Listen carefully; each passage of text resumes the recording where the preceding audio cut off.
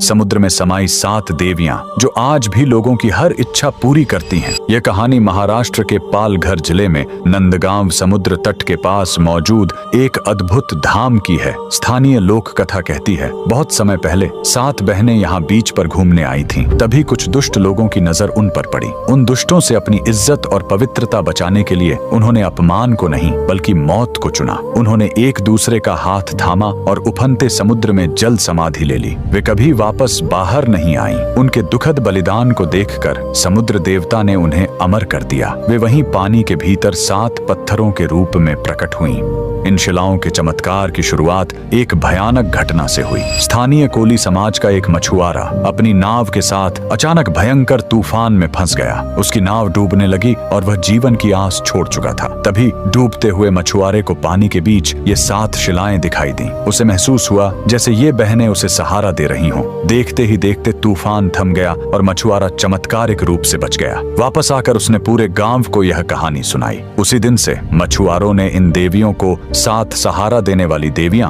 नाम दिया। उन्होंने माना कि ये देवियां समुद्र में डूबने के बाद भी उनकी रक्षा करती हैं और मनोकामना पूरी करती हैं। ये 7 बहनें आज भी अपने भक्तों की पुकार जरूर सुनती हैं। कमेंट्स में जय माता रानी जरूर लिखें। समुद्र में समाई 7 देवियां जो आज भी लोगों की हर इच्छा पूरी करती हैं। यह कहानी महाराष्ट्र के पालघर जिले में नंदगांव समुद्र तट के पास मौजूद एक अद्भुत धाम की है। स्थानीय लोक कथा कहती है, बहुत समय पहले 7 बहनें यहाँ बीच पर घूमने आई थीं। तभी कुछ दुष्ट लोगों की नजर उन पर पड़ी। उन दुष्टों से अपनी इज्जत और पवित्रता बचाने के लिए उन्होंने अपमान को नहीं बल्कि मौत को चुना। उन्होंने एक दूसरे का हाथ थामा और उफनते समुद्र में जल समाधि ले ली। वे कभी वापस बाहर नहीं आई। उनके दुखद बलिदान को देखकर समुद्र देवता ने उन्हें अमर कर दिया। वे वहीं पानी के भीतर 7 पत्थरों के रूप में प्रकट हुईं। इन शिलाओं के चमत्कार की शुरुआत एक भयानक घटना से हुई। स्थानीय कोली समाज का एक मछुआरा अपनी नाव के साथ अचानक भयंकर तूफान में फंस गया।